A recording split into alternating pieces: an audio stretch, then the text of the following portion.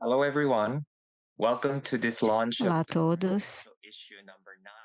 sejam bem-vindos a essa edição de número 9 da NORAG Special Issue, Aprendizagem Fundamental, Debates e Praxis Atuais. Nós vamos aguardar um minuto para que os participantes entrem na sala. Enquanto aguardamos, eu gostaria de destacar alguns aspectos técnicos desse webinário. Due to the room size, all cameras and microphones are disabled. Todas as câmeras e microfones estão desligados nessa sala. A sessão será gravada para aqueles que não puderam entrar nesse webinário hoje. A closed caption está disponível, ou legenda, disponível em diferentes línguas. Basta selecionar o ícone Show Captions na parte inferior da tela. Também temos interpretação disponível para esse webinário em português. E para ativar a interpretação, cliquem no ícone do mundo na parte inferior da tela e selecionem a língua de preferência. Para as perguntas e respostas, por favor, escrevam a pergunta a qualquer momento utilizando o ícone Q&A. Se quiserem indicar o seu apoio a um tópico, basta utilizar o polegar para que saibamos quais perguntas são preferidas. Para se comunicarem com os anfitriões da sala, utilizem o ícone de chat para que possamos então responder a qualquer pergunta e preocupação que possa surgir. Se tiverem interesse em fazer alguma pergunta aos panelistas, por favor, utilizem a caixinha Q&A e não o chat. Não leremos as perguntas do chat. Próximo slide, por gentileza. Essas são as informações agora em português, para os participantes em português. Eu vou fazer uma pequena pausa para que vocês possam, então, ler as instruções em português. Next slide, please. Próximo slide. Next slide. Próximo. One slide before this. Ou um antes desse.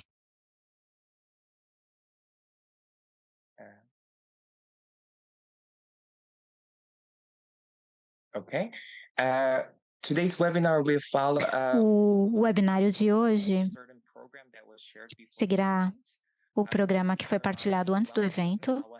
E depois das minhas palavras de boas-vindas, eu passarei a palavra a Hugh McLean para que possa, então, fazer a introdução a essa edição especial. Ele é assistente sênior da NORAG e compilou um relatório composto de mais de 78 pesquisadores do mundo sobre o assunto da aprendizagem fundamental. E depois de Hugh, teremos aí algumas apresentações, 5 mais precisamente,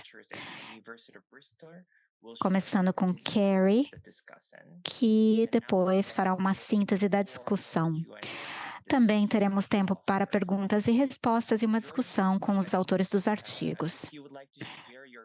Durante o evento, se quiserem partilhar seus pensamentos sobre o NSI 9 ou destacar qualquer ponto discutido, podem também utilizar as hashtags nas mídias sociais, mas fiquem à vontade para usar outras que tenham preferência de utilizar.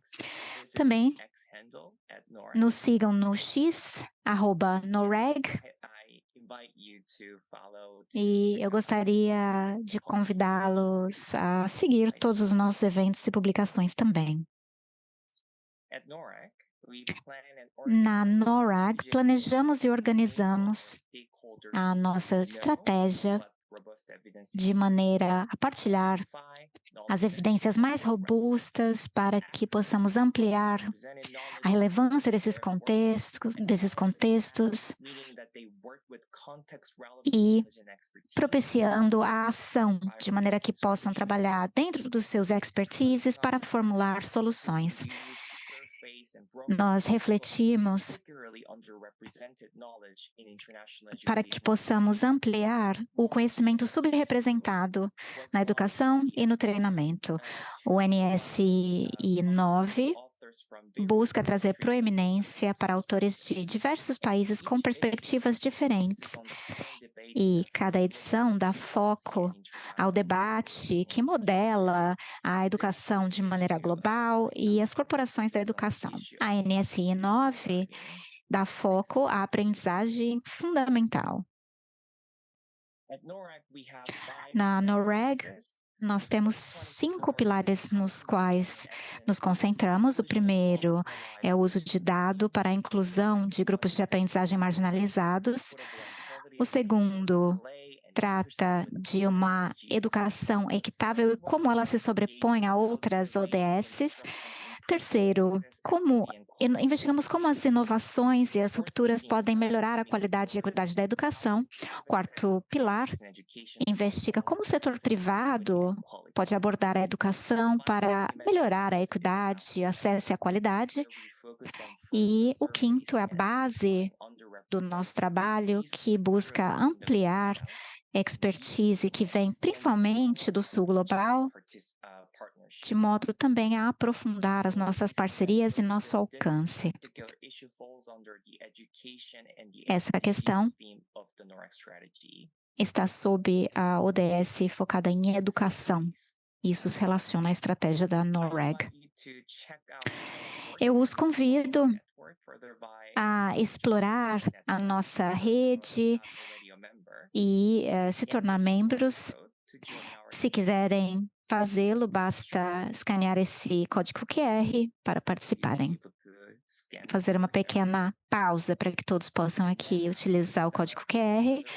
E sem mais delongas, eu gostaria agora de passar a palavra ao Hugh, para que possa fazer seu comentário de introdução. Obrigado. Muito obrigado, Chang-Won, e olá a todos. Todos me ouvem? Sim, muito bem, obrigada. Hoje é o Dia Internacional da Educação e, portanto, é um dia oportuno para pensarmos sobre os ataques que a educação sofre no mundo, particularmente em Gaza, mas em outros lugares também. Num dia como hoje, é apropriado pensar sobre o que é a aprendizagem fundamental, por que ela importa para a educação e para as nossas vidas. Essa edição especial, que eu tive o grande prazer de editar, essa edição especial, portanto, que eu tive o grande prazer de participar junto de outros autores que estão aqui presentes, nos levou a aprender muito. Também demos muitas risadas, também choramos. É um produto incrível porque se baseia na experiência profunda dessa rede sobre aprendizagem fundamental, desde as favelas do Brasil, da selva brasileira. Temos um público brasileiro aqui hoje, por isso temos a interpretação para o português e dou as boas-vindas a todos vocês. Falaremos também sobre a aprendizagem na primeira infância nas Filipinas, utilizando histórias de comunidades indígenas na África e em outros lugares, com contribuições sobre o assunto clima, que fará parte da apresentação de hoje. Falaremos também sobre um sistema de educação fora daquele formal, como, por exemplo, em prisões, e também sobre a aprendizagem em outros cenários, como florestas, etc., e aprendizagem fundamental na primeira infância. Portanto, há muita experiência nessa sala e é muito empolgante poder apresentar todo esse trabalho hoje. O que essa edição mostra? Antes de continuarmos, eu gostaria de reconhecer que a ênfase na aprendizagem fundamental é importante, mas também é nova.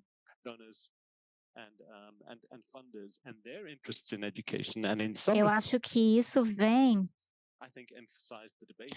de um interesse de pessoas que tratam desse assunto e que gerou um debate no campo. Houve a intervenção da Fundação Gates e do Banco Mundial, que estão dando foco aí à aprendizagem e pobreza. Então, uma série de fatores que levaram isso a ser um assunto em voga. Mas, claro, os professores sempre trabalharam com a aprendizagem fundamental, e isso é fundamental para a educação e para o trabalho dos educadores desde o início.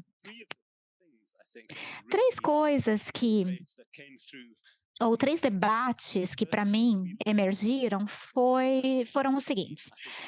Na cena internacional, o assunto tem se polarizado, e isso não é muito bom. Muitos aí veem a aprendizagem fundamental de uma maneira estreita, outros de uma maneira mais ampla. Mas essa discussão não reflete o que acontece na prática, porque os educadores encontram uma maneira de fazer as duas coisas. É algo que é inevitável. Agora, outro assunto que foi enfatizado para mim é a noção da crise. E tem uma citação da Janet Reutemann que eu gostaria de ler, que é importante para essa discussão.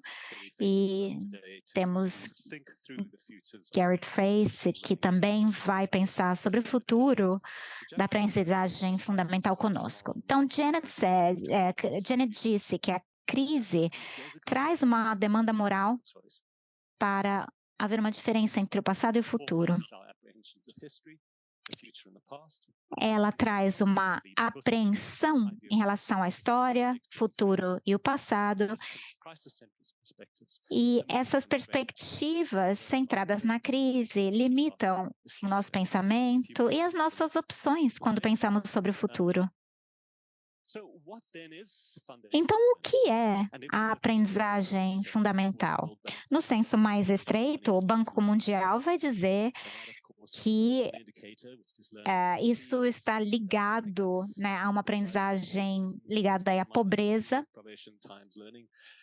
e isso leva a uma fórmula que relaciona aí a pobreza, o aprendizado e como esses dois fatores podem afetar a educação. Letramento e numeramento, habilidades sociais e emocionais, desenvolvimento infantil pleno, resiliência, e como tudo isso se liga ao ambiente em que aquela criança está crescendo. E eu acho que todos estão aí como parte de uma questão fundamental. O que a praxis nos diz e que os debates não conseguem captar. E eu acho que aqui nesse slide eu resumo o que está nos artigos. Apesar da ênfase na política sobre aprendizagem fundamental, os educadores percebem que não é possível ensinar somente letramento e numeramento, ou literacia e numeracia. Isso precisa estar ligado a todo o resto. Seria artificial pensar que esses dois assuntos, ou essas duas aprendizagens, aconteceriam de maneira destacada do restante. Os professores encontram maneiras de navegar essas águas diferentes quando estão ali numa sala de aula e se deparam com as necessidades, né, das crianças em relação ao currículo. A aprendizagem fundamental, ela é fundamental em toda a pedagogia. Não é só a aprendizagem na sua fase fundamental, mas sim algo que é essencial para o ensino e para a educação. A cada estágio é preciso pensar na aprendizagem fundamental.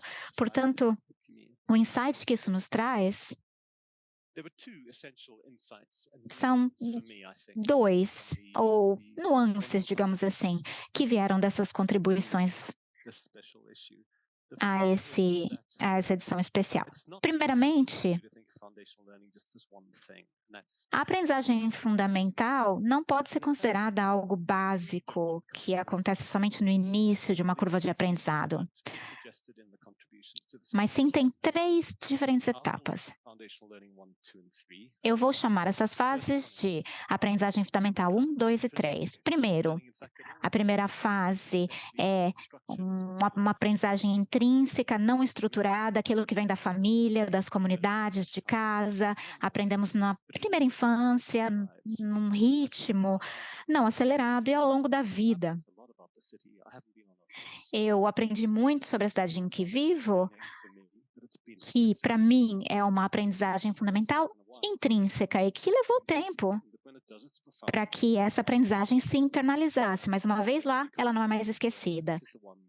A segunda aprendizagem fundamental é aquela que chamamos de extrínseca, mas essencialmente estruturada, que é a aprendizagem formal, através de aulas, e ela não é necessariamente intuitiva, mas sim cognitiva. São as competências, as habilidades que aprendemos. Todos sabem que há uma base em todos os níveis da aprendizagem e que é preciso passar por cada um para construir esse conhecimento. E a terceira aprendizagem fundamental, né, que eu chamei de número 3 aqui, combina a aprendizagem 1 e 2 e se refere às competências mais altas que aprendemos como resultado de um processo cumulativo e que é baseado em tudo aquilo que aprendemos antes. Os professores lidam com essas diferenças de maneira instintiva, mesmo a aprendizagem fundamental extrínseca, que tem um grande papel na sala de aula. Então, isso foi a primeira coisa para mim aqui. Agora, no próximo slide, algo que foi bastante interessante nessas contribuições foi o fato de que elas nos forçam a reconsiderar as nossas premissas sobre o que é um resultado da aprendizagem e o que vem da aprendizagem fundamental. E aqui há muitos insights que vêm dos artigos, né? Por exemplo, esses resultados são gerativos e não estáticos e se ligam àquilo, por exemplo, como nos engajamos com aquilo que não sabemos. Os resultados dessa aprendizagem são internalizados e duráveis. Eu, claro, não quero me esquecer do que eu aprendo, ou seja, deve haver uma durabilidade da aprendizagem fundamental, é algo que não deve ser esquecido, algo que precisa ser sólido e parte dos reflexos. Por fim, a aprendizagem não depende de uma concorrência, de uma competição, mas sim de cooperação, uma construção social coletiva. Tudo isso é muito importante para a forma como vivemos a vida, como colaboramos com os outros, para construir uma sociedade juntos. Tudo isso é fundamental, que é o que aprendemos a nível fundamental. Envolve também competências que estão interligadas, que são contínuas e não discretas. O que testamos muitas vezes são elementos discretos, numéricos. É claro que em um certo nível isso é possível, mas num outro nível não podemos só pensar nesse tipo de coisa. As competências que temos, as competências básicas são muito relevantes e se alimentam mutuamente. Mas quando medimos as competências, medimos de forma separada, o que não reflete muito a realidade. Não é muito útil para as crianças. Por fim, os resultados de aprendizagem fundamental não dependem só de proficiência e competência técnica, mas também envolvem estética, emoção, disposições, e tudo isso é crucial para a experiência de aprendizagem. Portanto, esses são apenas alguns elementos que nós mencionamos nessa edição especial fantástica. Fiquei muito satisfeito com as 5 contribuições que temos hoje aqui. 5 contribuidores, 5 dentre 28, podíamos trazer muitos outros, mas é claro que precisamos escolher, e eu penso que os aqui presentes vão dar alguma indicação da profundidade, da variedade desta publicação. Eu espero que eles instiguem todos vocês a visitarem o site e fazerem download de toda a versão completa do documento. Muito obrigado, especialmente aos autores e autoras, pelo trabalho tão intenso que fizeram para preparar esta edição. Muito obrigado. Obrigado, Hugh, por esta introdução sobre o NSI 9. Apreciamos também a discussão sobre os 3 modos de aprendizagem fundamental. Como o Hugh já disse, bom, essa foi uma introdução, agora vamos apresentar os vídeos com as 5 contribuições. Cada contribuição vem de uma seção, de uma parte da publicação. A publicação tem 5 partes diferentes, então nós convidamos os autores a falarem um pouco sobre cada parte, para que vocês tenham uma ideia mais geral sobre que tipo de contribuição está incluída nesta edição. A primeira contribuição vem de Anurag Supa, que é diretor e cofundador da Fundação Brahat, na Índia. É pesquisador já há mais de uma década. O objetivo dele é entender melhor o sistema escolar e como é que as políticas modificam e influenciam o sistema. A contribuição que ele preparou se chama Reimaginar a aprendizagem fundamental na Índia, desafios e perspectivas para a implementação equitativa.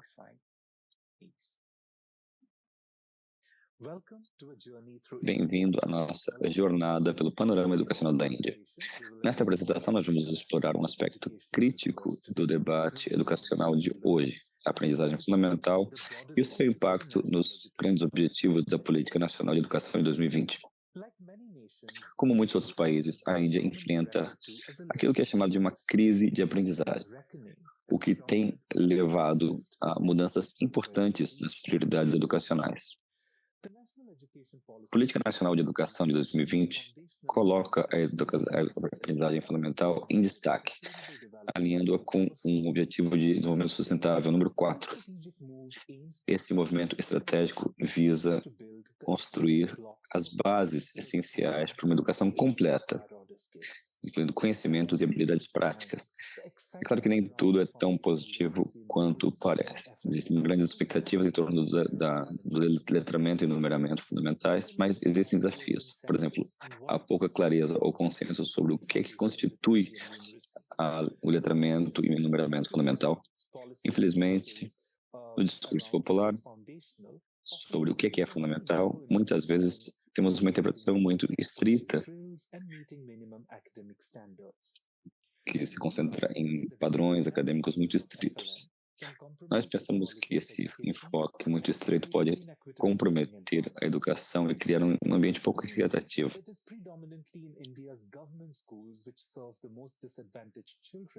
As crianças mais desfavorecidas são principalmente as escolas públicas indianas, que trabalham apenas com literacia e numeracia muito fundamentais. Nós, como professores, vemos que ideias como ideias, alegria e significado são consideradas muito ineficientes para a maioria das crianças da Índia, por parte do governo. A segunda área na qual trabalhamos é como essa abordagem é implementada. Na Índia, usa-se uma abordagem muito rápida, priorizando eficiência em vez de uma reflexão mais aprofundada sobre uma série de questões. Por exemplo, como é que chegamos até aqui? Ou como podemos evitar repetir os erros do passado? Nós defendemos que, neste ambiente de urgência, muitas vezes erramos na interpretação. Por exemplo, confundimos o sintoma com a causa e as soluções não são bem encontradas. Aquilo que prescrevemos, uma aprendizagem holística, é algo que está incluído em muitos documentos. E por isso nós nos perguntamos Como é que essas grandes intenções vão se transformar em práticas significativas nas escolas, sem se tornar rituais vazios nas salas de aula? Nós examinamos também os desafios e promessas do governo da Índia na missão Nipun Bharat, uma iniciativa nacional para melhorar a leitura e a matemática, que visa priorizar a aprendizagem fundamental, mas a sua implementação enfrenta muitos desafios. Por exemplo, poucos recursos e complexidades burocráticas dificultam a formação de professores dentro dos prazos. A alocação de fundos é desigual, muitos fundos vão para o material de treinamento em vez de a formação profissional dos professores. Quando exploramos as falhas da missão Nipun, vemos também que ela substitui algumas iniciativas bem-sucedidas da primeira infância e interrompe programas bem estabelecidos, com graves consequências para as comunidades e escolas desfavorecidas. Nós concluímos o artigo com uma percepção crítica, que é para que o programa funcione é preciso enfrentar desafios ligados à alocação de recursos, formação de professores, o desenho dos programas e a inclusividade. Só assim nós podemos criar uma base sólida para a jornada educacional das crianças e cumprir a nossa missão.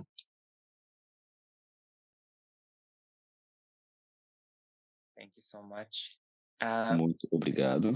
Eu queria recordar a todos e vamos ter uma sessão de perguntas e respostas. Vocês, se tiverem alguma pergunta durante o seminário, podem fazer as perguntas no chat. E nós temos os membros do painel aqui presentes que vão participar da sessão de perguntas e respostas e talvez possam responder algumas das perguntas já no chat diretamente durante o seminário. Eu estou vendo que algumas perguntas já foram incluídas ali, mas eu lembro a todos que existe a possibilidade de fazer perguntas pelo chat. A segunda contribuição vem da Özgür Korlu, que é analista de políticas, uma iniciativa de reforma internacional na Turquia. Ela lida com estudos para monitoramento de estratégias, é coordenadora de um projeto ERG2, que examina o sistema educacional turco. E ela escreveu um artigo Os limites da pobreza e do gênero no contexto da avaliação PISA. Olá, eu sou Özgür Korlu, analista de política da Education Reform Initiative na Turquia. Eu tenho hoje a honra de apresentar o artigo Last in Isolation, os limites do gênero e da pobreza. Temos também uma coautora, a Melissa Chin, além de Ali İlhan, Ozdemir e Elis Tuskin. Nosso trabalho examina criticamente as limitações das avaliações em grande escala, como PISA, ao abordar questões complexas como gênero e pobreza na educação. O quadro de leitura do PISA visa não só melhorar a proficiência dos estudantes ao lidarem com textos para participação social, mas também procura melhorar as competências em ciências e matemática. Por isso, é uma competência fundamental que regula todas as outras. Muitos países, como a Turquia, participam ativamente de avaliações globais, como o PISA, para medir a proficiência em literacia e numeracia dos estudantes e avaliar a eficácia dos seus sistemas educacionais nacionais. No entanto, nós questionamos se essa avaliação internacional consegue realmente captar o panorama educacional como um todo. A nossa pesquisa sobre o PISA revela uma falha crítica na sua análise de gênero. Embora observe o alto desempenho das meninas em letramento, ela não consegue avaliar as suas causas fundamentais. Nós criticamos essa lacuna, destacando o desrespeito pela interação complexa entre dinâmicas de gênero e pobreza. Isso reflete aquilo que foi dito por Eileen Halter sobre a mensurabilidade de alguns aspectos educacionais. A medição da igualdade de gênero na educação tradicionalmente se concentrou na paridade do desempenho. Os nossos dados indicam que a confiança e o prazer que as meninas sentem com a leitura se correlacionam com uma maior pontuação em literacia. No entanto, a abordagem do PISA não considera os fatores sociais complexos que estão envolvidos, nem apresenta uma ideia sobre as pressões estruturais e sociais que moldam os ambientes de aprendizagem. Da mesma forma, a pobreza na educação vai além do déficit material e engloba um aspecto mais amplo de fatores socioeconômicos e culturais. Embora o PISA utilize índices como o SARS, com o ISS, nossa análise indica que ele não consegue medir adequadamente a utilização e distribuição de recursos. Isso gera questões sobre a contribuição geral dos recursos para a educação de qualidade e a presença de vieses nos materiais didáticos, vieses e preconceitos. Concluímos que a igualdade de gênero e a pobreza na educação são muito complexos, não podem ser medidos por indicadores simples. Avaliações internacionais como o PISA tornam homogêneo uma variedade de sistemas educacionais e obscurecem as desigualdades que procuram abordar. Pedimos, portanto, uma reavaliação de como as desigualdades de gênero e a pobreza são interpretadas e medidas. Muito obrigado pela participação. Nós agradecemos também ao Inuvik pelo apoio generoso e pelo financiamento que foram fundamentais para a nossa análise do PISA de 2018. Através do nosso artigo, nós procuramos defender uma metodologia de avaliação que reflita e atenda realmente às necessidades e realidades educacionais. Thank you so much, Oscar. Muito obrigado. A terceira contribuição vem de Adam Roberti, que é diretor executivo da Fundação Xavier Cortada, nos Estados Unidos. Ele também trabalha com uma equipe multidisciplinar que se especializa em migração climática na Universidade de Miami, onde foi reconhecido com o prêmio da Universidade em 2023. O título de sua contribuição é Aprendizagem Fundamental e Arte Socialmente Engajada numa era de crises ambientais sobrepostas. Hello, my name is Adam Roberti, and I'm excited to share some of the key Olá, eu sou Adam Roberti e eu quero apresentar algumas ideias do meu artigo sobre aprendizagem fundamental e arte engajada numa época de crises ambientais sobrepostas. Nesse momento delicado e precário da história humana, é muito importante repensarmos a educação para as gerações que terão que crescer com as consequências das nossas ações e também inações. Nesse contexto, nós precisamos que os educadores empoderem os estudantes como colaboradores criativos e não só como receptores de informação. Eu examino o trabalho do artista cubano-americano Javier Cortada, falando de duas iniciativas, o projeto Reclamation e a Associação de Proprietários Subaquáticos. Xavier, pode falar um pouco do projeto Reclamation e como você usa a arte para educar as pessoas sobre a importância dos manguezais? Eu criei um projeto para inspirar uma geração de guardiões do meio ambiente aqui no sul da Flórida. Eu levei os participantes a um manguezal para que eles entendessem a importância dessas áreas. Depois coletamos algumas sementes e criamos instalações em vitrines de lojas em uma ilha onde havia manguezais. Esses viveiros verticais lançaram um diálogo ensinando as pessoas sobre a importância dos manguezais e também criaram mudas que poderão ser plantadas então numa baía, criando novos ecossistemas acima e abaixo da linha da água. Fantástico. Vejamos agora outra iniciativa importante, a Associação dos Proprietários Subaquáticos. Você começou esse projeto para que as pessoas dessem atenção à elevação do nível do mar. Como é que você envolveu as comunidades, envolveu milhares de estudantes nesse projeto? Eu criei o projeto para envolver os meus vizinhos num problema que todos enfrentamos, é a elevação do nível do mar. Eu queria tornar esse problema visível, por isso pedi que escrevessem a altitude das suas casas em placas, eles colocassem em frente à casa, para que vissem quantos metros acima do nível do mar cada área da cidade estava. Além disso, os estudantes pintaram as encruzilhadas, as interseções, para que as pessoas vissem qual seria o impacto do aumento do mar. Sim, isso mostra a interação entre arte socialmente engajada e aprendizagem fundamental. Com isso é possível cultivar pessoas ecologicamente conscientes e oferecendo habilidades fundamentais como curiosidade e autoeficácia.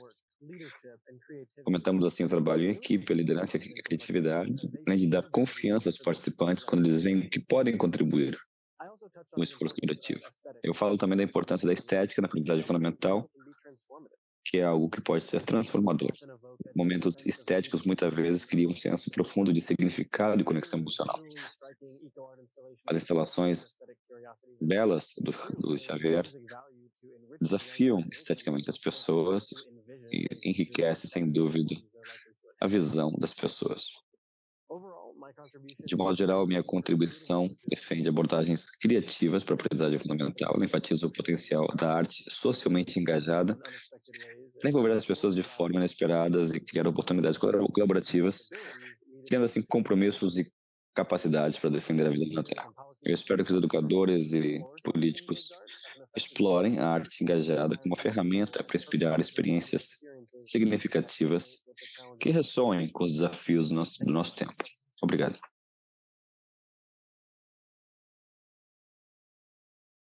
Thank you so much. And the visual demonstration of the initiatives that Obrigado, sim, foi uma bela demonstração daquilo que foi discutido na apresentação, incluído também na publicação. I would like to remind everyone that nesta próxima apresentação vamos ter interpretação tanto em português como em inglês. Portanto, vocês podem ouvir a interpretação clicando no botão da interpretação na interface do Zoom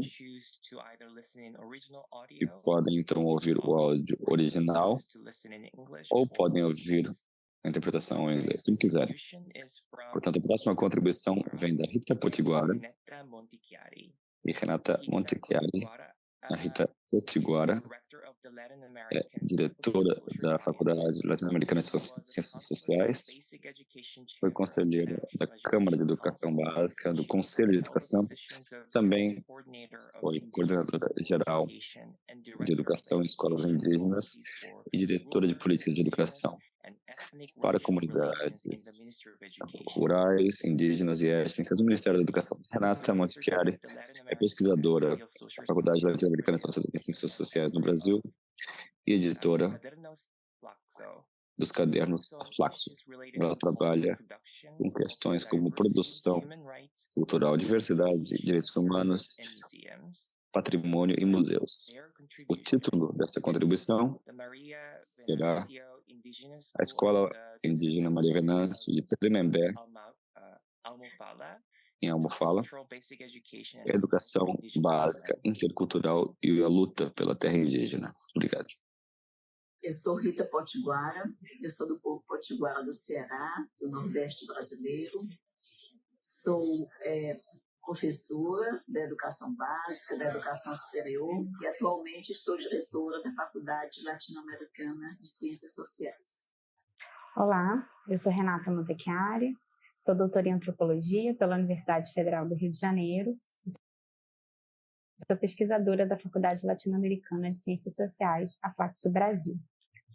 O artigo ele resulta de uma experiência de pesquisa coordenada pela Flaxo Brasil, em que um conjunto de pesquisadoras indígenas da educação do campo, das escolas quilombolas, das escolas de fronteira, fizeram um mapeamento das experiências comunitárias, né, no campo da educação, desenvolvidas pelas próprias comunidades. Essas experiências resultaram em um importante material, né, foi feito um mapeamento dessas experiências, está disponível para o público no site chamado praticaseducativas.org.br.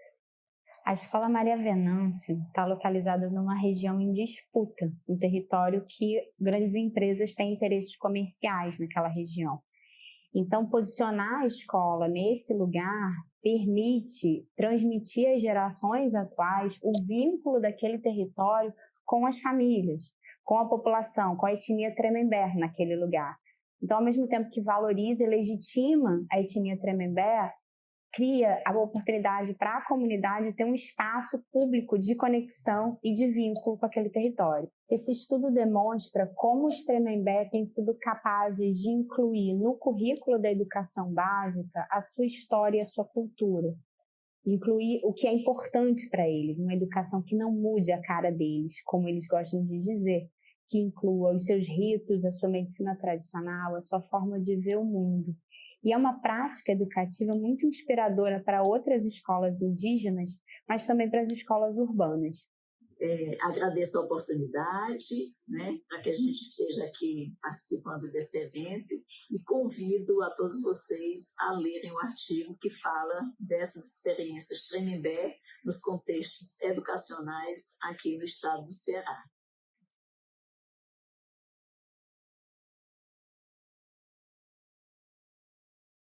Thank you so much. Muito obrigado. E a nossa última contribuição é de Cristina Kwok, que é cientista social e analista especializada em educação, habilidades para o século XXI, com intersecções de gênero, educação e mudança climática. Ela também é coeditora do currículo para aprendizagem relacionada à mudança climática e mudanças sistemáticas. A sua contribuição falará sobre mudança e justiça climática e aprendizagem fundamental na mudança climática. Em 2019, descobri que haveria greves climáticas pelo mundo, inclusive em Washington, D.C., onde eu trabalhava na época. Minha filha mais velha, nessa época, estava no jardim e já sabia da importância de cuidar do planeta e de todas as criaturas incríveis da Terra. Ela também começava a entender, provavelmente devido ao meu trabalho, que as pessoas, animais e plantas que ela amava estavam em risco devido às rápidas mudanças de habitats causadas pelo aquecimento global. Perguntei se ela queria se unir a um grupo de estranhos que se importavam de maneira semelhante com a Terra e queriam dizer aos líderes do nosso país que era hora de tomar medidas para proteger a Terra e as futuras gerações. Ela perguntou de maneira relutante: eu teria que faltar à escola? Afinal, os protestos seriam numa sexta-feira. E que criança quer perder um dia de aula no jardim? Quando eu falei que conversaria com a professora e a diretora da escola, ela se sentiu mais tranquila por não perder nada de muito importante. Mas, tentando fazer o certo como mãe, fiquei desapontada ao receber uma resposta da diretora de que a ausência da minha filha não seria justificada, pois a participação nesses eventos não era permitida, mesmo sendo uma demonstração de engajamento cívico e ação climática. De fato, a diretora estava seguindo a linha do sistema escolar do condado, que não justificava a falta de nenhum aluno para participação em greves climáticas. Para mim, como mãe, cidadã e cientista social que trabalha na intersecção da educação e da mudança climática, esse momento foi frustrante e um lembrete de como os legisladores responsáveis pela educação continuam apegados às prioridades ultrapassadas do que é a aprendizagem fundamental. Também foi um lembrete de quão longe ainda precisamos ir para tratar a crise climática como uma emergência planetária. 4 anos depois, e 5 anos após as primeiras greves climáticas, eu retomo esse sentimento em minha contribuição para a edição especial do NORAG, questionando a agenda dominante sobre a aprendizagem fundamental, que perpetua sistemas cúmplices na crise climática. Os jovens ativistas mostram que precisamos de habilidades e conhecimentos além do letramento e numeramento, fundamentais para prosperar em um mundo impactado pelo clima. Eles desafiam a indústria de combustíveis fósseis, destacam injustiças ambientais e existem uma educação climática transformadora. As suas manifestações demonstram que a capacidade de agir e buscar justiça climática é essencial no mundo em emergência climática. No meu artigo, eu me inspiro nesses jovens ativistas e reflito sobre como a ação climática e a justiça são pilares da aprendizagem fundamental. O primeiro pilar começa com a curiosidade e o cuidado com a natureza desde cedo, fortalecendo as raízes dos alunos através da aprendizagem lúdica e depois guiando seu crescimento com experiências baseadas em projetos. Nesses estágios, os professores são cruciais e devem ser apoiados.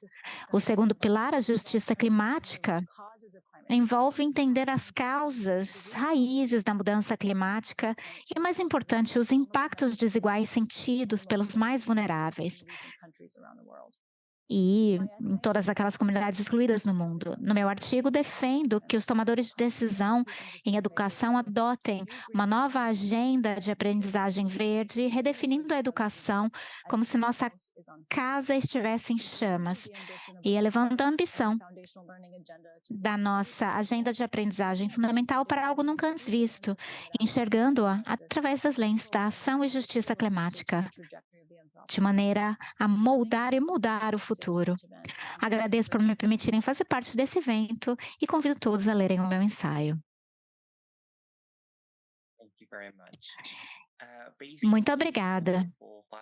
Com base nessas 5 lindas contribuições, eu gostaria agora de convidar a Carrie Facer para fazer uma síntese. Ela é professora de Educação e Futuros Sociais na Universidade de Bristol e dá foco à intersecção entre educação e futuros. O seu trabalho fez com que se tornasse parceira de organizações como a BBC, o Departamento de Educação do Reino Unido, dentre outros. Ela é responsável pelo Programa de Transição Justa e Educação no Reino Unido e investigadora do Centro de Futuros Sociais e Digitais. Ela também é membro do grupo de especialistas em clima e educação. Então, Carrie, eu convido a tomar a palavra. Hoje, então, gostaria de convidar os outros participantes a também ligarem a câmera para que eu possa ver seus rostos. Primeiramente, eu gostaria de agradecer pelo convite, de poder me engajar com esse trabalho. É muito empolgante. O Rio, na sua introdução a essa edição especial, descreveu a publicação como um convite a um jantar em que as ideias seriam discutidas por diferentes ângulos. Portanto, eu vou tentar fazer o papel de uma convidada aqui. Então, mais uma vez, agradeço pelo convite e aprecio bastante por tudo que foi dito aqui, essa grande variedade de ideias e o que conta como aprendizagem fundamental. Isso é muito empolgante. Eu encorajo a todos a lerem os artigos. Algo que eu achei bastante empolgante, Rio, aqui na sua introdução, essa tentativa de levar a uma conversa madura que possa lidar com a ambiguidade e com as diferenças de opinião.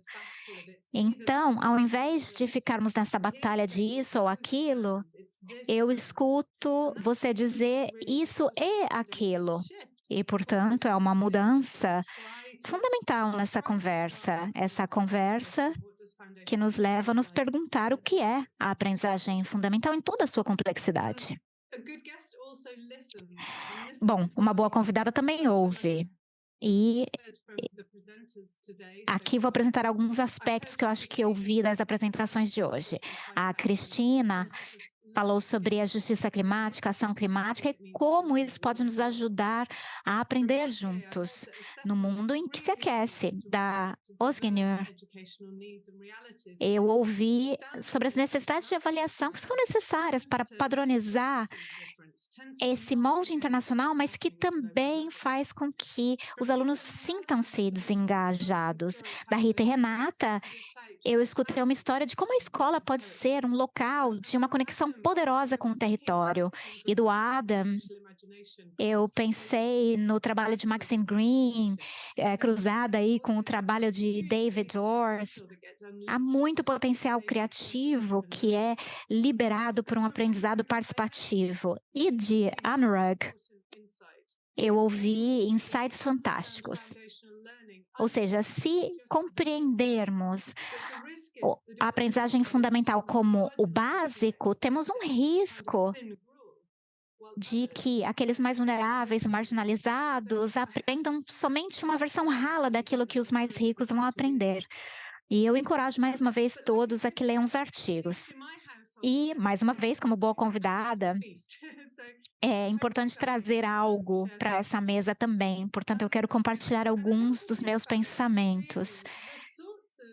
E aqui eu gostaria de pensar sobre as mudanças fundamentais do mundo do qual fazemos parte.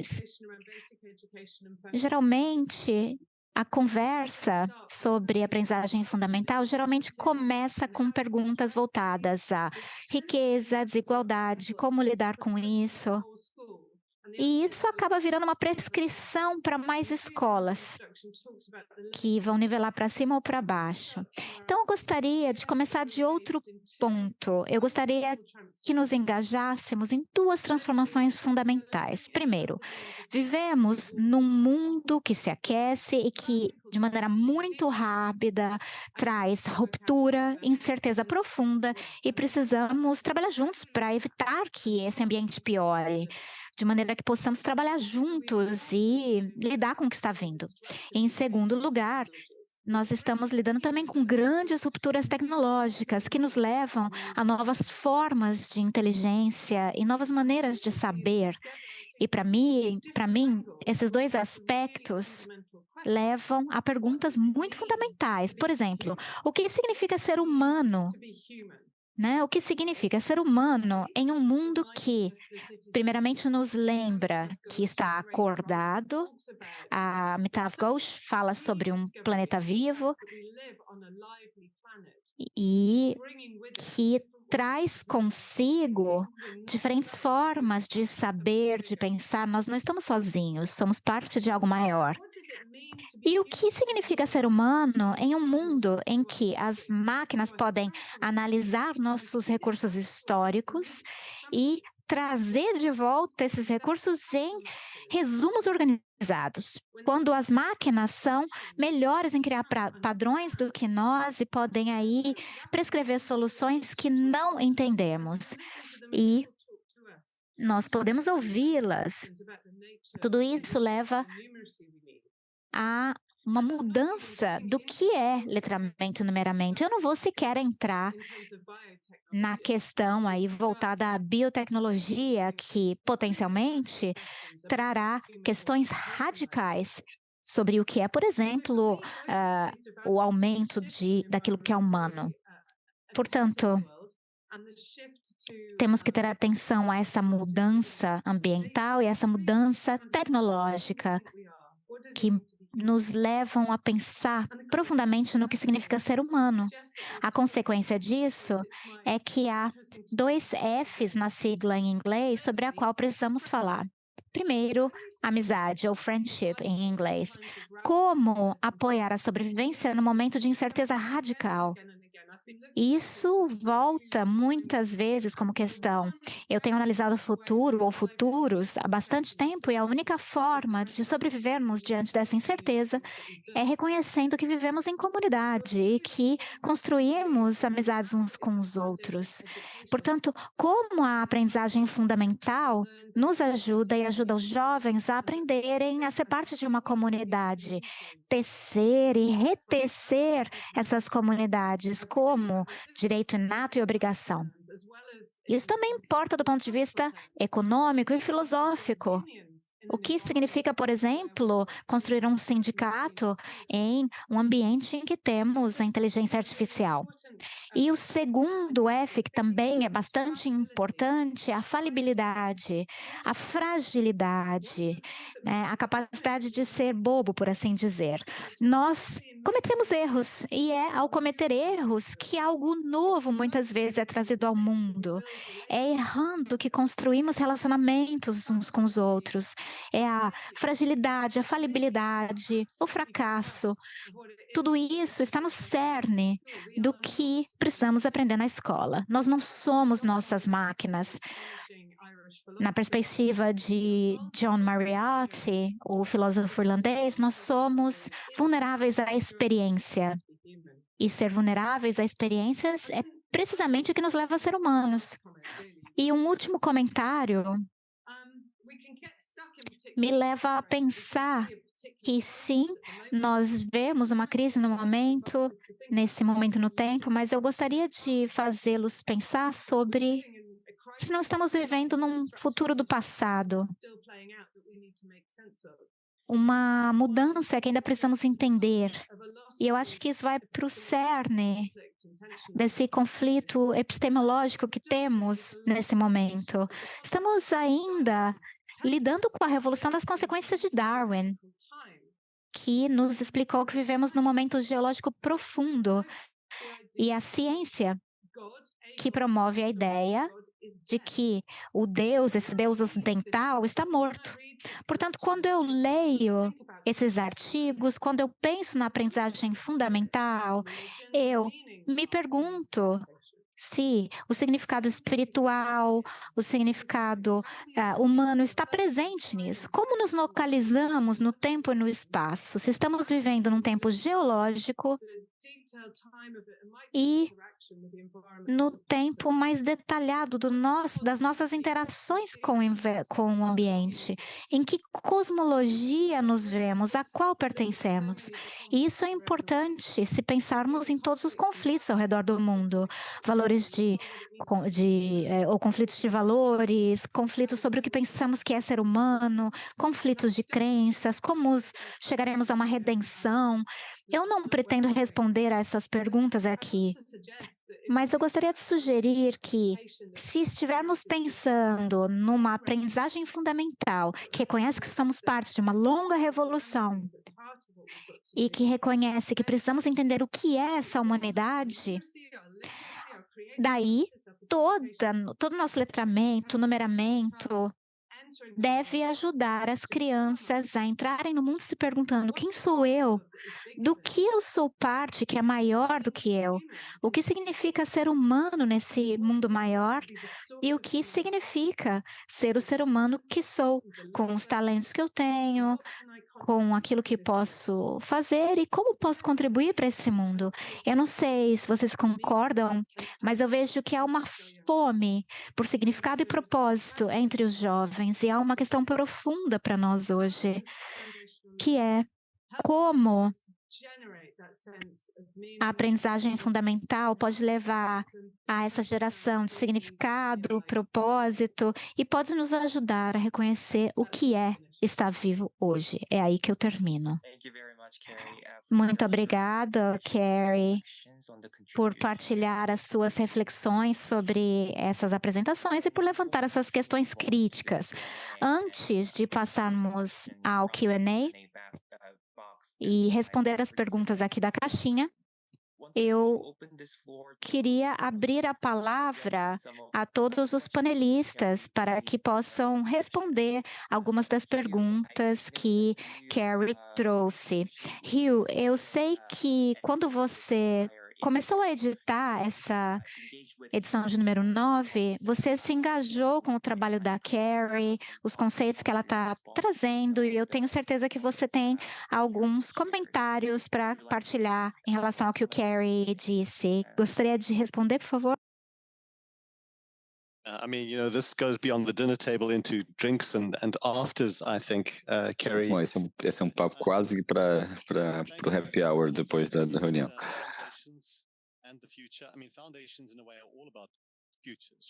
Sim, nós falamos nas fundações, estamos falando do futuro, as bases. Nós desenvolvemos muitas respostas instintivas aos problemas que as pessoas precisam para encontrar seu caminho no mundo. E o que vemos é a importância da construção social do conhecimento. É algo que aprendemos com todos, que pode ser aplicado de muitas formas. Não podemos esquecer isso. Eu toco piano, eu sei como é difícil. Para acertar em alguma coisa, você tem que cometer todos os erros possíveis, até então acertar. A gente nunca acerta sem errar antes. E eu acho que todo conhecimento é assim. Nós precisamos errar muitas vezes até acertar. E isso tem que fazer parte da experiência de aprendizado. E todos nós, quando pensamos nas nossas relações e amizades, com sinceridade, sempre nós erramos muito ao longo do caminho. Cometemos erros, fracassamos, e precisamos, portanto, reconhecer essa vulnerabilidade. É preciso dizer que No âmbito pessoal, alguns erros são mais aceitáveis que outros. Temos que ser um pouco menos tolerantes com certos erros. Quando acontecem em uma instituição, temos que eliminar esses erros, especialmente aqueles que erram porque achando que estão certos, apesar de toda a evidência em contrário. Portanto, existe espaço para as falhas, mas também existe espaço para responsabilização, para prestação de contas. E a educação tem que nos ensinar a navegar essa dificuldade. Enfim, temos que ser mais abertos em alguns casos e mais exigentes em outros. Obrigado. Adam, você quer responder ou fazer alguns comentários? Sim, obrigado. Eu queria falar sobre a falta de sentido e propósito. A Carrie falava da fome dos jovens por tudo isso. Eu vejo que isso acontece nos jovens, mas nos mais velhos também. É um problema social como um todo, e que é agravado pelo fato de que nós vivemos tão repletos de informação. Eu não quero falar só do Ocidente. Em todo mundo, todos estamos o tempo todo na tela, nas redes sociais, na realidade virtual, e é difícil, portanto, facilitar conversas sobre temas críticos, como educação, mudanças climáticas ou o que seja. Portanto, como começar a produzir uma mudança de uma forma que seja equitativa? Como trazer pessoas à discussão, pessoas que não participam dessas conversas normalmente. Eu trabalhei sempre com ciência e política ambiental e comunicação sobre o clima. E eu sentia que 5 anos atrás, quando conheci o trabalho do Xavier,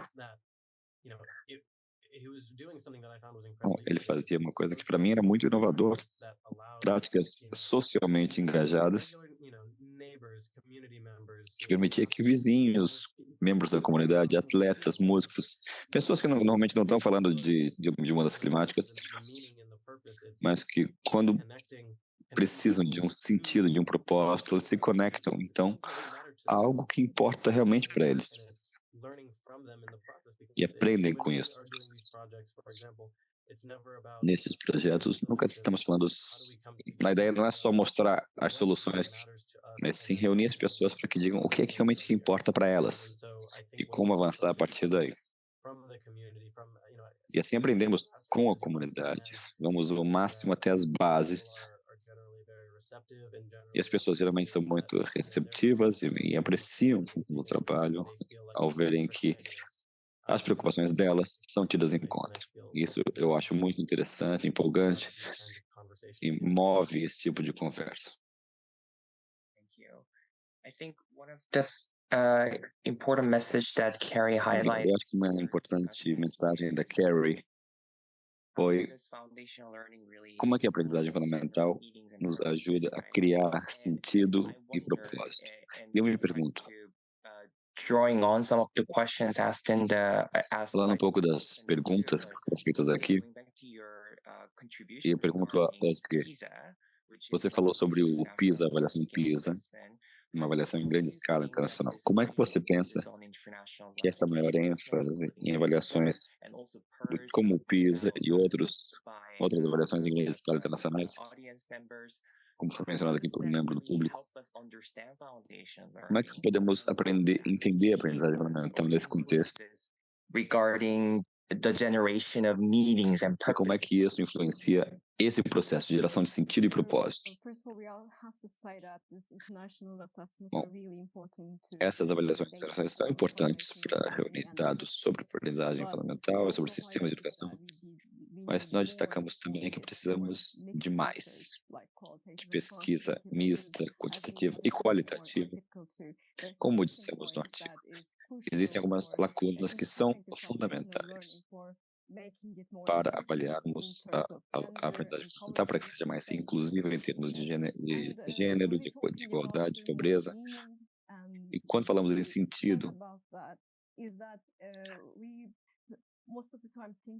bom, na maior parte nós pensamos a ideia Sim, bom, que pensamos que é preciso deixar, não deixar nenhuma criança para trás, mas quando falamos de inclusividade, muitas vezes é preciso pensar nas situações específicas que afetam cada criança, quais são suas características.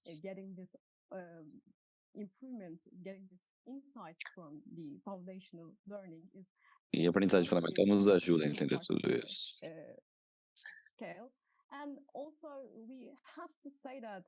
Além disso, é preciso dizer que as avaliações internacionais como PISA e PIRLS são instrumentos políticos importantes para países, para adaptar as políticas. E, na maioria dos casos, são usados como forma para legitimar por parte dos países ou para enquadrar suas próprias políticas sem ter que entrar em detalhes como inclusividade ou as necessidades concretas das crianças. No PISA 2020, nós falamos de 2018, mas 2020, um dos destaques de 2022 é que a Turquia teve bons resultados. Quando vemos os dados, a pontuação, mas esses dados são uma pontuação, uma explicação muito simples, simplificada. Portanto, em termos quantitativos, parece que o resultado foi realmente muito bom, mas o PISA não nos diz como é que isso foi alcançado no país, quais políticas, que intervenções permitiram alcançar esse tipo de resultado. E como é que isso poderia ser aplicado em outras partes? Essas são as partes que faltam na história do PISA, e é isso que nós tentamos discutir. A minha coautora também está aqui, talvez ela queira acrescentar alguma coisa sobre o que eu disse. Thank you so much, Oscar. I think you have really Oscar, sim, eu acho que você já explicou muito bem as nossas preocupações. Quando vemos o PISA, vemos que ela tem uma abordagem integral para a aprendizagem fundamental que vai além da literacia e numeracia básicas. Fala também de envolvimento crítico com informação, formatos de conhecimento, aprendizado para analisar a informação e para, assim, os alunos se envolverem com os desafios globais que enfrentamos hoje. Mas o que acontece é que, embora tudo isso faça parte da aprendizagem fundamental no PISA e no PIRLS, eles não necessariamente avaliam esses desafios plenamente.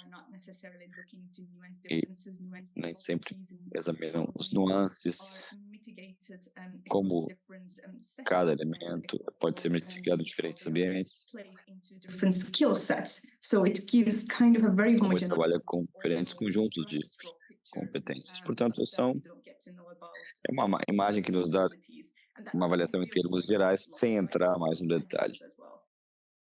E esses detalhes são importantes também. Carrie? Obrigado, Carrie. Sim, essa questão me interessa muito. Como criar uma forma de avaliar a aprendizagem globalmente, mas reconhecendo também a diversidade. Portanto, uma das coisas que pensamos nós muitas vezes pensamos que a aprendizagem fundamental tem a ver com criar certos futuros. Uma das coisas sobre o futuro é que ninguém sabe como é que ele vai ser, uma incerteza. E nessas circunstâncias, padronizar a nível global aquilo que pensamos que todos têm que aprender não é só difícil de avaliar, mas também é uma loucura, é algo louco de se fazer, pois reduz a diversidade. Uma coisa que nós sabemos sobre a residência é que a diferença importa. Há milhares de anos procura-se erradicar o conhecimento indígena, mas hoje nós sabemos que o conhecimento indígena vai nos ajudar a salvar o planeta com seu respeito à biodiversidade. Portanto, como é que podemos reinventar sistemas, novos sistemas, que nos permitam navegar essa dança entre padronização e diversidade? Como ativamente valorizar e dar visibilidade a esses conhecimentos para que venham à tona, para não só termos em conta esses conhecimentos, mas que realmente venham à tona. Nós temos que começar a desenhar novos sistemas. E talvez a minha colega também queira falar um pouco sobre isso. And I think actually this would be a good opportunity, a good place where Rita and Renata, if you Talvez are seja um bom momento para a Rita e a Renata, se estiverem aí, talvez vocês possam comentar sobre o contexto específico that you have worked on. no qual vocês trabalharam. Por favor. Obrigada pela oportunidade. Agradeço muito e foi muito enriquecedor ver todas as apresentações, né, como os comentários de Kerry e de Hilda. Pensando, Kerry falou na sua fala e fechou com algo que é muito significativo, né, que é para chamando a atenção das reflexões que são necessárias, né, dos sentidos para que a gente esteja vivo, né, as pessoas estejam vivas, né, e nós, povos indígenas, nós temos uma filosofia de que não basta só estar vivos, né, é preciso que a gente esteja vivendo bem, né, que é o bem viver que nós projetamos, que nós lutamos por ele, não só para nós, povos indígenas, né, mas para todas as pessoas. O bem viver só faz sentido se for para todos e todas, inclusive os não humanos. Ao escutar as apresentações, né, a gente fica lembrando aqui das experiências de educação diferenciada que nós temos no Brasil, e aí a gente vê muitos pontos, né, de articulação, de interseção. Sobretudo, é notório, né, a insensibilidade, digamos assim, dos sistemas oficiais, das políticas educacionais, em não reconhecer a importância de ter um currículo que expresse, não é, a vida das pessoas, que esteja ligado à vida das pessoas, ao viver bem dessas pessoas. É impressionante como, tanto do ponto de vista legal, formal, como do ponto de vista da construção da política pública, ainda se pensa o currículo descolado da vida, não é? E isso, os Tremembé, né, de Almofala, os quais a gente trouxe aqui uma experiência para retratar o que a gente vem batalhando para implementar como política pública em nosso país, dessa educação diferenciada. E os Tremembé querem simplesmente ter uma articulação com suas vidas, né? Que a escola não seja dissociada, não seja distante, ela seja ligada e expresse esses seus modos de ser, de estar no mundo e de continuarem sendo indígenas, não é? Na sua interlocução, na sua interação com os não indígenas. Também não faz sentido ser indígena isolado numa escola que não dialoga com as outras, né, com os outros conhecimentos. Por isso, o currículo das nossas escolas são interculturais. A experiência Tremembé, ela nos dá muitas lições, né, como Renata falou no seu vídeo. Essas lições são importantes não apenas para as escolas indígenas, mas também para as escolas não indígenas. E é justamente isso, chamando a atenção de que a escola tem que ter a ver, na linguagem mais moderna dos jovens, tem que ter a ver com a vida, tem que ter a ver com a comunidade, tem que servir a comunidade, não é uma escola descolada disso, né? Olha aqui a rima, né, desescola, né, quando uma escola não está articulada com a vida e com a comunidade e com os projetos de bem viver, né, de estar vivos, e aí a gente tem refletido muito depois desse processo da pandemia de Covid-19, não é? Da importância da vida e da efemeridade, né, e da vulnerabilidade que todos nós estamos, não é? Então, eu acho que a pandemia, né, da Covid-19 trouxe para nós bastantes desafios que a gente deve continuar pensando sobre eles e enfrentá-los, né? Enfrentá-los justamente isso, pensando na importância de estar vivo e de viver bem.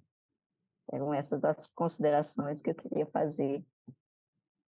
Passo a palavra para a Renata, caso ela considere importante também comentar. Obrigada, Rita, Carrie.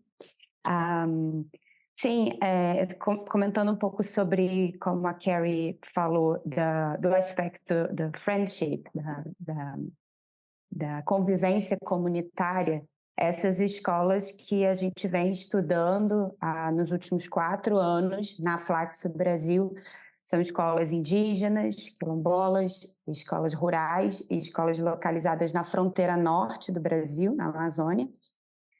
São escolas que demonstram esse vínculo comunitário que a gente tem procurado. Então, são territórios de pouca presença da política pública, pouca presença do Estado, em comparação às grandes metrópoles brasileiras. Então, a escola funciona como um centro de referência comunitária muito importante. É o lugar onde as pessoas se encontram e se reconhecem ali. Então, tornar o currículo próximo da vida da comunidade faz com que também esse grupo se reconheça nele. Então, da mesma maneira que é importante para as crianças e os adolescentes que estão na escola conhecerem a história do povo dentro da escola, conhecerem a história da ocupação daquele território, da presença naquele território dentro da escola, é importante para a comunidade ter a escola como um lugar de dialogar sobre isso, né? Então, esse contato entre o que se aprende na escola e o que a comunidade aprende para que a escola possa ser esse lugar de referência é a conexão entre a escola e a comunidade, entre a escola e o território. Então, a gente tem dedicado um tempo a pesquisar iniciativas como essa, e eu comentava com o Hugh durante o processo de editoração desse número, o quanto as escolas urbanas brasileiras têm olhado para essa dinâmica de conexão com o território que as escolas indígenas e quilombolas têm e estão ganhando visibilidade. Então, eu acho que esse trabalho contribui para isso, para a gente pensar sobre essa conexão com os territórios. Obrigada.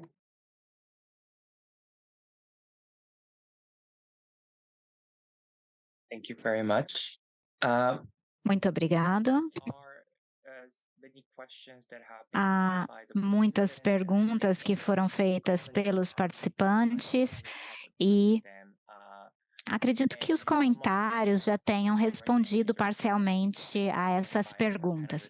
Algumas também foram respondidas por escrito. Muito obrigado. Uma das coisas que estamos discutindo aqui é a inclusão, ou seja, quando discutimos aprendizagem fundamental, até que ponto incluímos certos tópicos e como esses tópicos ou conteúdos têm significado para aqueles que estão aprendendo. Eu gostaria, então, de rapidamente fazer uma pergunta que está aqui no chat e que tem a ver com o currículo do século XXI. A pergunta é: num movimento global focado em competências baseadas no currículo, que requer diversos resultados em termos de características e competências do século XXI, requer que as escolas e os professores não abranjam somente letramento, numeramento. E aí fica a minha pergunta: qual a relevância desse debate? Qual é a conexão disso com o currículo baseado em competências? Então, convido aí os panelistas a responderem. Quem quiser responder primeiro, basta levantar a mão.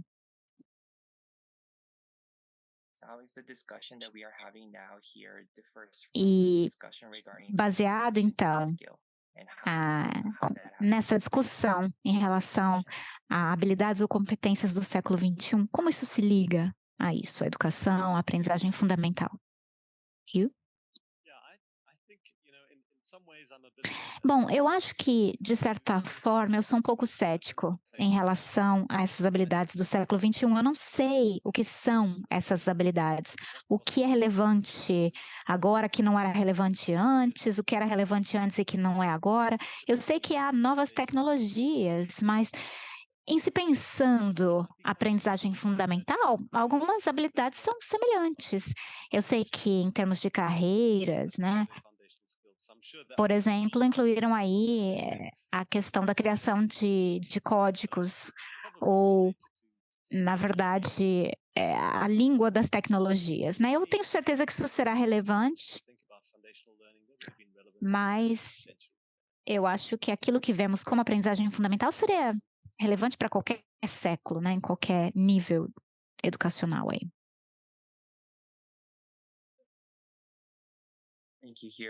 Obrigada.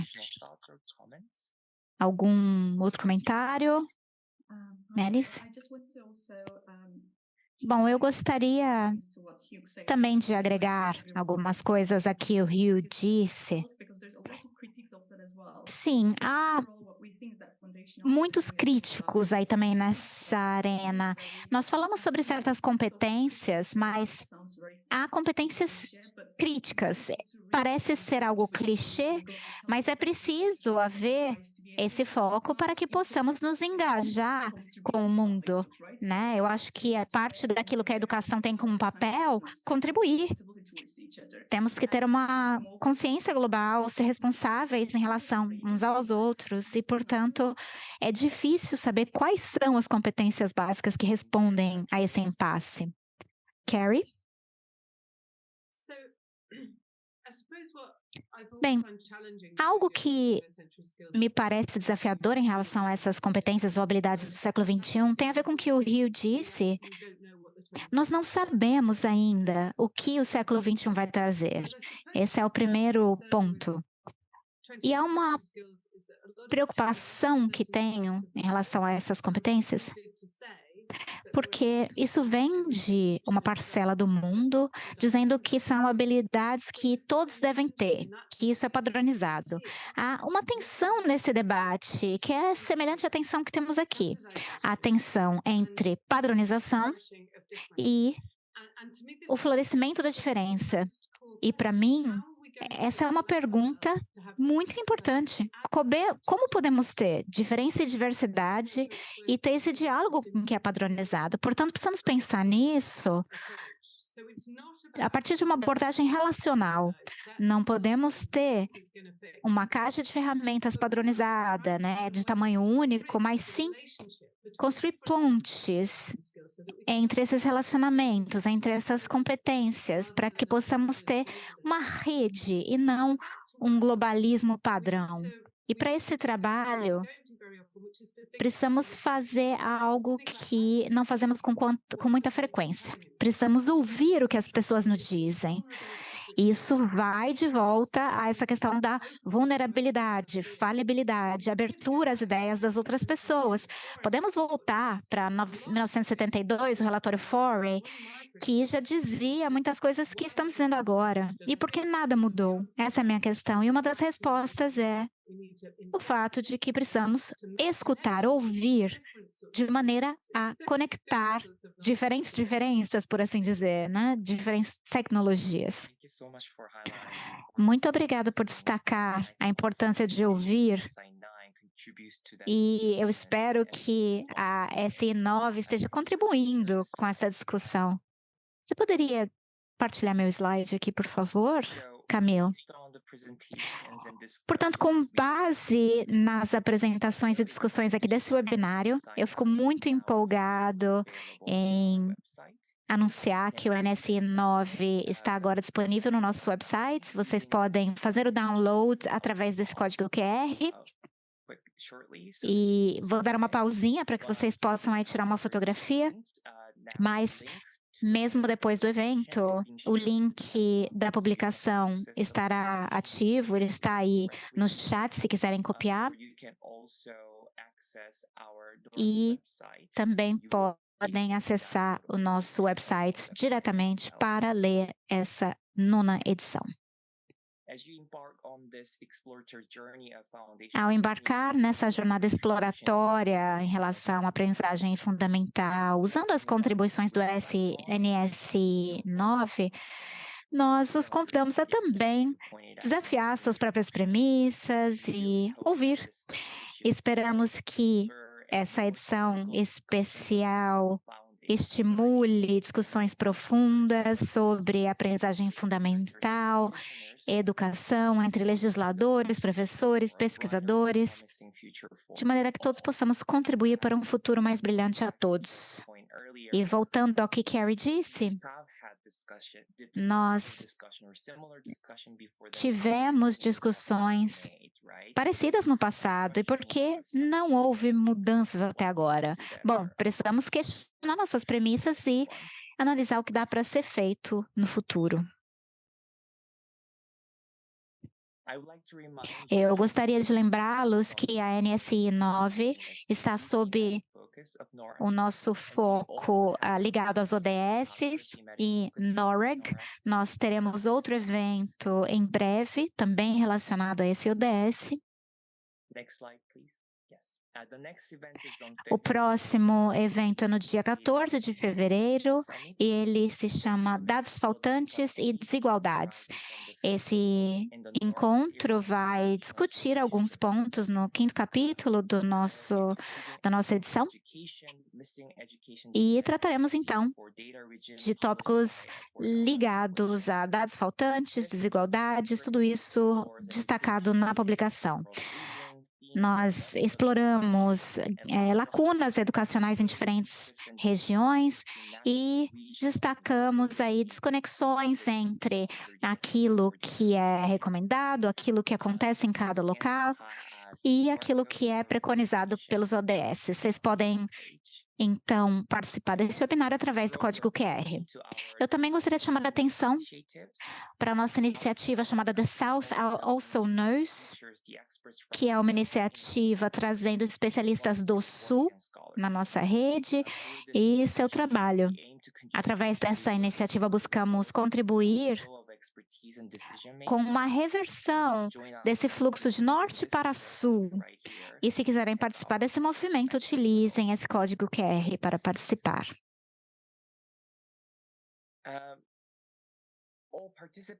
Todos os participantes, após esse evento, vão receber e-mails de follow-up com as gravações do evento, destaques e link da publicação.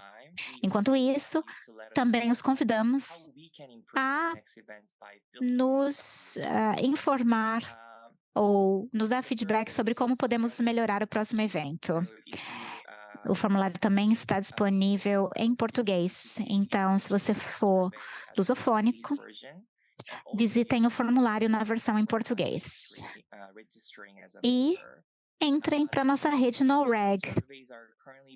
Os links da pesquisa estão agora sendo compartilhados no chat, então fiquem à vontade para acessar. Com isso, mais uma vez, muito obrigado a todos os palestrantes, participantes, time de organização e intérpretes. Agradeço a todos pelo tempo e contribuição. Muito obrigado e tenham um bom dia.